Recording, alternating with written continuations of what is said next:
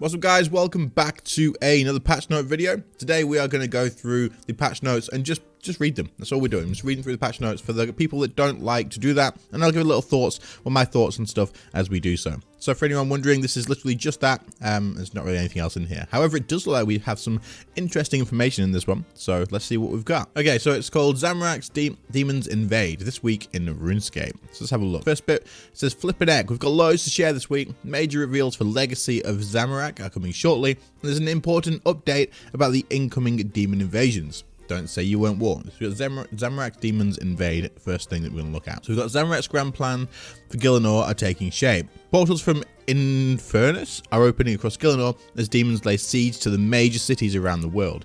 Join the defense to collect rewards. Every 2 hours per world, a demon invasion will take place in either Lumbridge, Varrock, Falador, Berthorpe, Ardougne, or Yanille. Invasions will be announced by broadcast, so when duty calls, you'll be the first to know. Killing 20 invasion demons gives you a Zamorak reroll token, and you can collect one of these per day. There's more though. Keep fighting and you can get a head start accessing some of the upcoming Zamorak rewards. Every 20 invaders you kill after your first 20 of the day will earn you a mysterious slither, available in magic, ranged, or melee. Collecting enough of these ace items will allow you to upgrade existing gear. You can collect one of each slither variant per day. That's interesting. Okay. You'll be able to earn slithers in the upcoming Zamorak Elite dungeons and boss fight, but we recommend you get started now to speed your way towards those gear upgrades.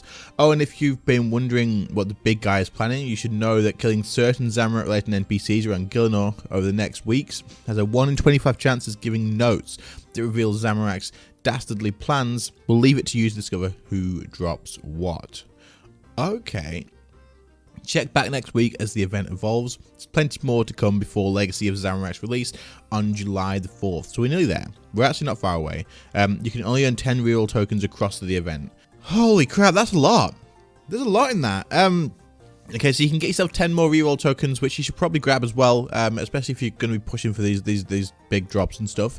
You can get slithers to upgrade your gear, range, magic, and melee. What? That tells me it's probably going to be armor that you're upgrading. It's not going to be, I don't think it's going to be melee. I don't think it's going to be weapons, because we've got the magic and the melee weapons already. So that tells me it's probably going to be like armor upgrades. But does that mean we're going to get tier 95 armors, or is it going to be something else? We'll have to see. Maybe it's for a defender. Maybe it's for a shield. We'll just have to find out, I suppose. Very interesting. And then we've got the thing about the notes from Zamorak's thing. I assume someone will work this out pretty quickly, and then we'll all know. I don't know if you'll have to do this yourself, because it's just me finding out what the notes are, and then once it's public, everyone will know about that. So I guess you probably won't need to do that, but don't hold me to that. You may want to do it anyway. But yeah, okay, very interesting. I'm excited for this on the 4th. They're amping this up. Okay, Legacy of Zamorak. It's time to show you what's coming next week for the reveal of our new storyline, Legacy of Zamorak. Legacy of Zamorak is a lore-rich 6-month narrative which builds on the Elder God Wars saga. Chaos will rise in a story spanning new bosses, new quests, and improved wilderness, skilling updates, and more. You saw just a hint of what's to come in the roadmap first look we shared in April.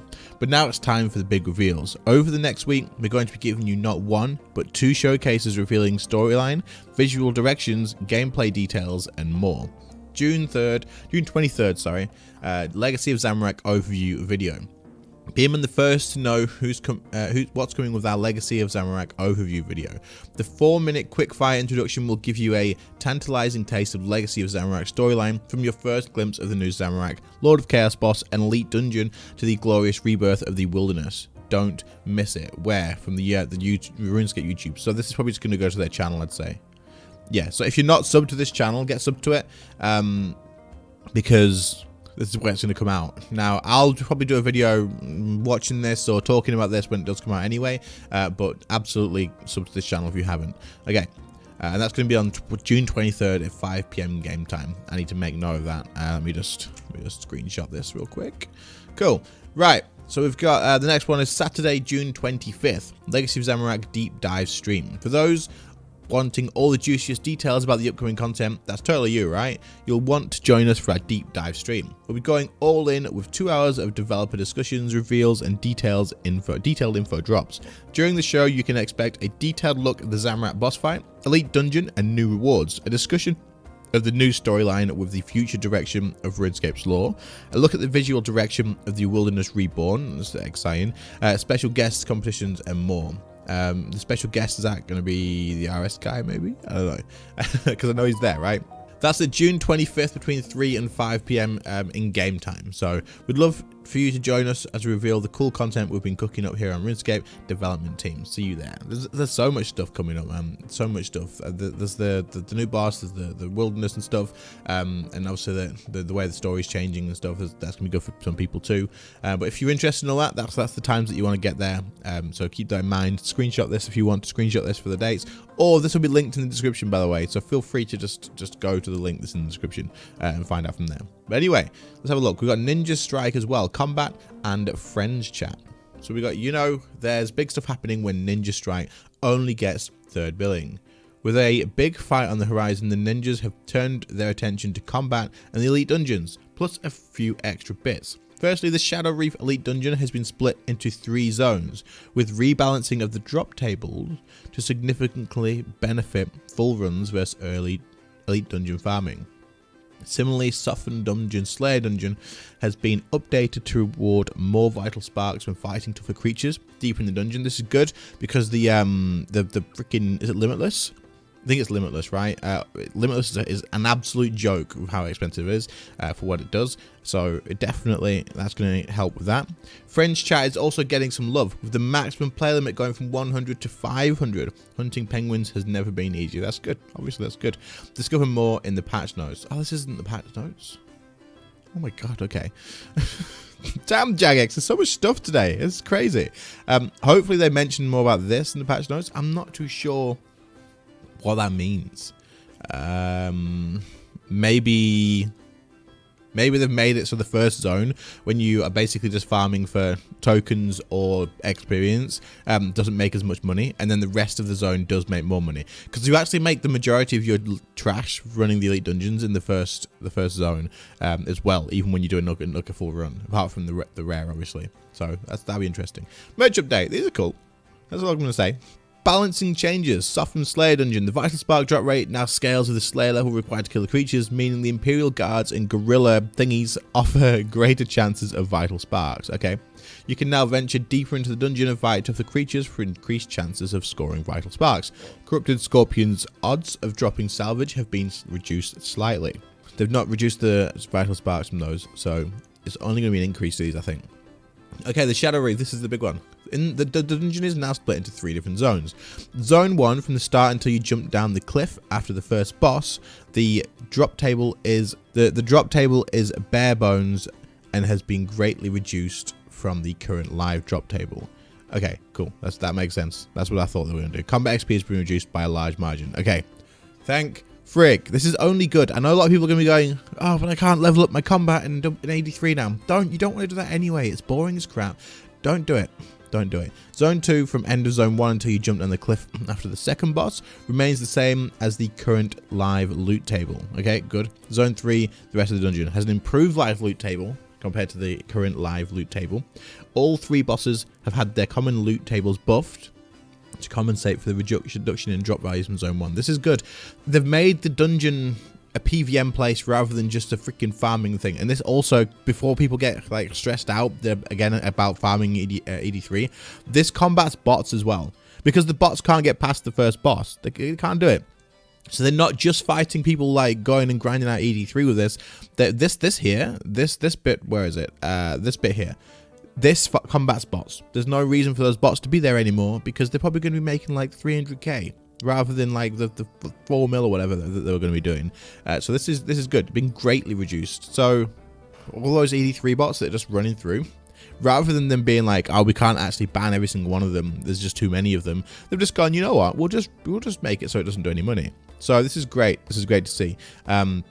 You're going to be getting about the same, I'd say, in profit-wise for the actual dungeon, because they've basically taken this value and chucked it on here instead, at the third zone, which bots will not be able to reach. So while it is going to affect people who want to level combat and stuff, you still got the Abyss, you still got plenty of other good methods as well, and this is definitely good for the game and good for ED3. The prices of ED3 stuff will likely go up slightly because the bots aren't farming everything, although it was alkables mostly, but yeah, good. I like it. French chat. The French chat player limit has been increased from 1 to 500. Yep, we know that one. That's going to be... This change will not take effect until the release of the old school update on Wednesday. Perfect. The French chat versus French chat arena is still limited to 100 versus 100 in Stealing Creation. The overflow that occurred if too many players joined a team in Stealing Creation has been fixed. Note that the interface changes for this goes live on Monday, but the actual functionality will not go live on... Okay, that's fine. We just said that one. The Pride mini event can now be played on free-to-play worlds. Wow, was it not before? Crazy. Corrected the order of the colors on the Pride banner.